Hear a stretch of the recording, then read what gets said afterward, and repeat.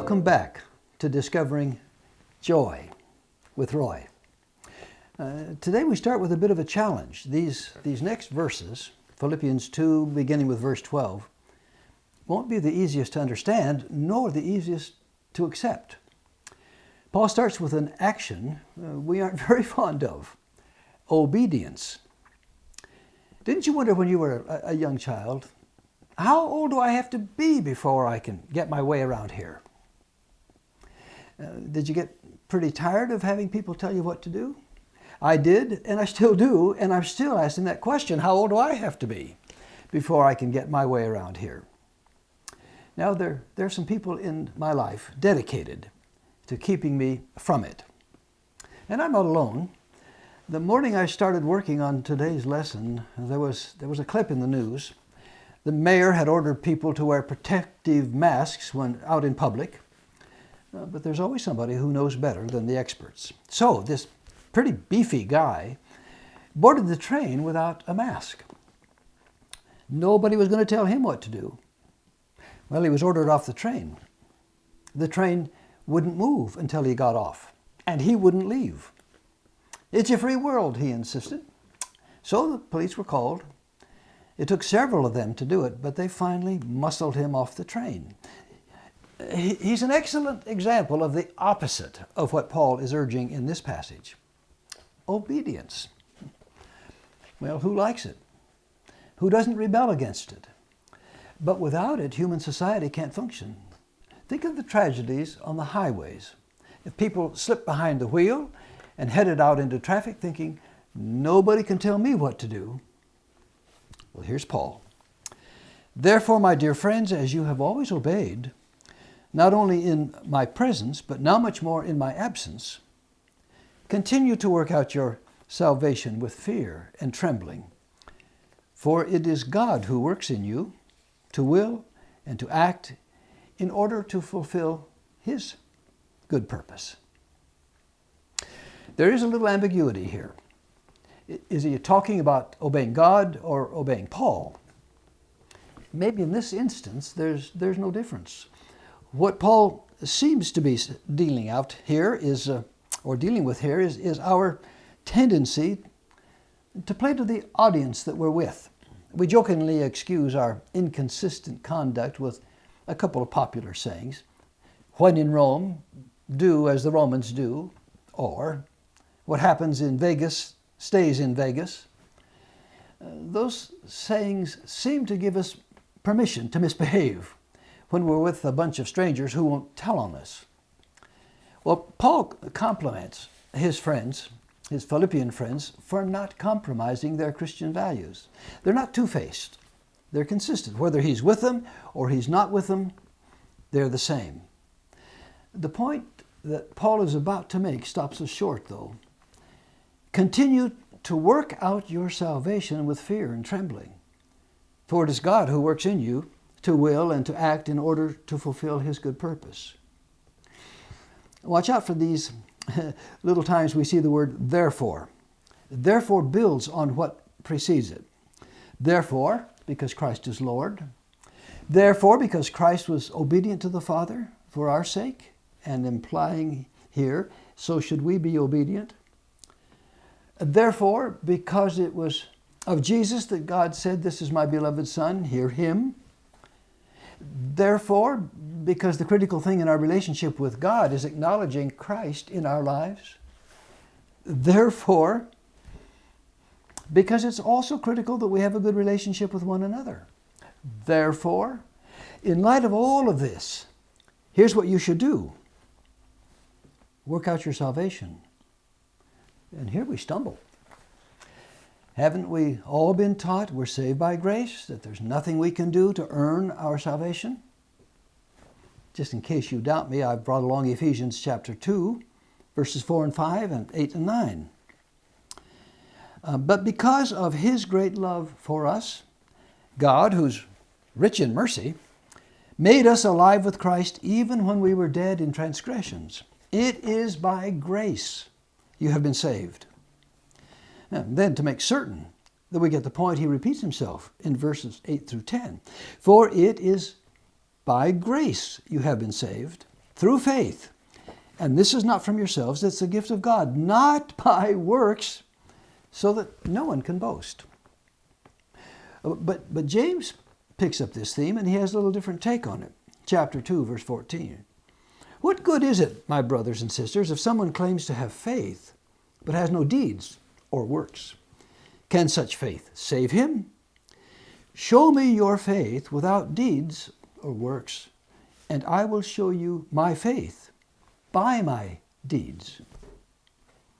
Well, here in Philippians, Paul urges us, as James does, to work.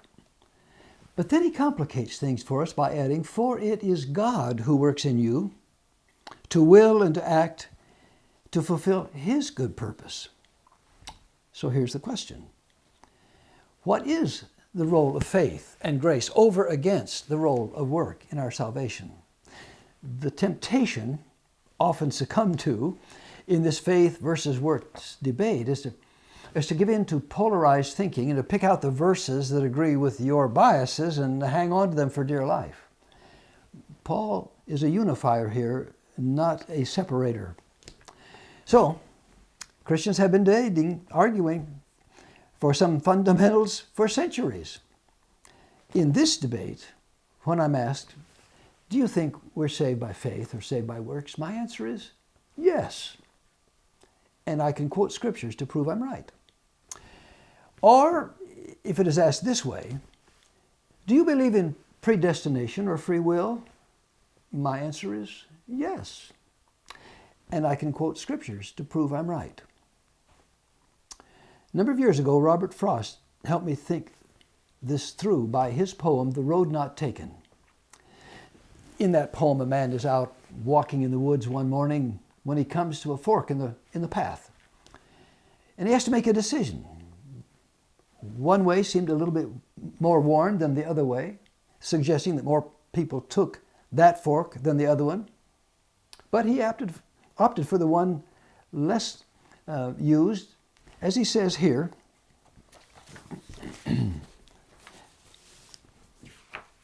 that he chose it because it was grassy and wanted wear. Now, it's a simple decision, but it's important because of the consequences. Here's his conclusion. Oh, I kept the first for another day, yet knowing how way leads on to way, I doubted if I should ever come back. Do you catch his resolution to the dilemma? He doesn't refer to God in the poem at all. And he does note that life seems to be a combination of free will and predestination. The walker freely chooses one of the paths over the other. But the very fact of choosing determines to a degree the rest of his walk. He can't come back and start over. One choice predestines the other. Now let's add God to the equation. To what degree do we decide? Are we alone? Or is God all-powerful and overruling our desires and decisions? It's a fair question. When I was a student, I was working on my college certification, and one day I rode with a fellow student in his car out to our teaching assignments. While driving to the school, he bragged about his car. He liked it. He was proud of it.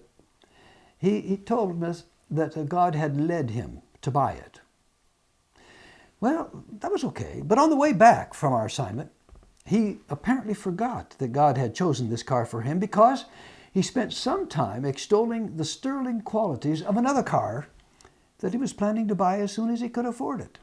In one brief conversation, God was calling the shots, and then God was forgotten, and he was calling the shots.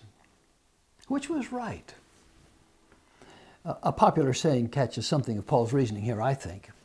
The saying is this: pray as if everything depends on God and work as if everything depends on you. Sounds a lot like continue to work out your salvation with fear and trembling. That's your part. For it is God who works in you to will and act in order to fulfill his good purpose. That's God's part. Well, what word shall we use to capture this meaning? A popular book was published a number of years ago with the title, God is My Co-Pilot. I frankly would have preferred, God is my pilot, I'm the co-pilot. But the point is this, God and we are doing life together.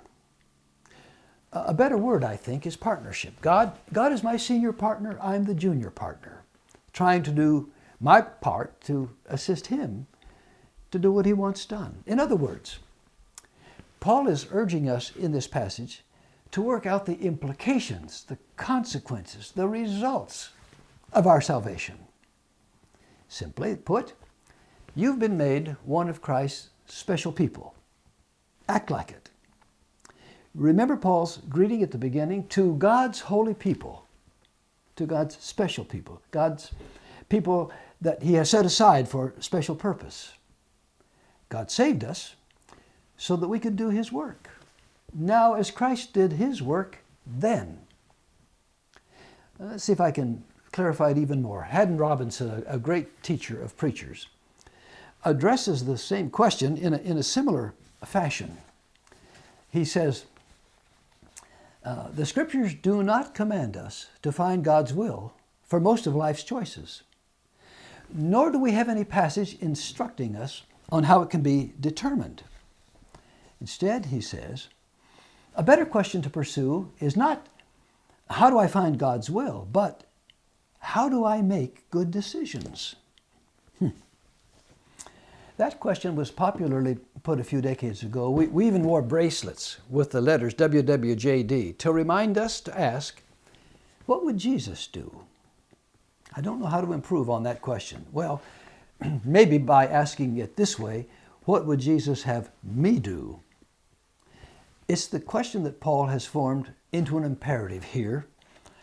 You continue to work out your salvation with fear and trembling, for it is God who works in you to will and to act in order to fulfill his good purpose. Now, Paul touches on this theme again over in Colossians chapter 1, verse 29. To this end I labor, he writes, struggling with all his energy, which so powerfully works in me. May I do this again? Colossians 1:29. To this end I labor, struggling with all his, that is God's, energy, which so powerfully works in me. Now Paul's working, but not with his own energy, but God's energy at work within him. I'm going to use that word again. It's a partnership. God working, I'm working, both to the same end or purpose. And we who are working with him look forward to hearing him say one day, well done, good and faithful servant. Now we've been talking here about joy in a job well done. A job done to our senior partner's satisfaction. Now for some specifics. Do everything without grumbling or arguing, so that you may become blameless and pure, children of God without fault in a warped and crooked generation. Years ago, my wife must have felt that I needed to hear and to heed this passage. At the time, we were living in a 2-story condo in Payson, Arizona. The staircase was one of those that bend in the middle with a platform midway.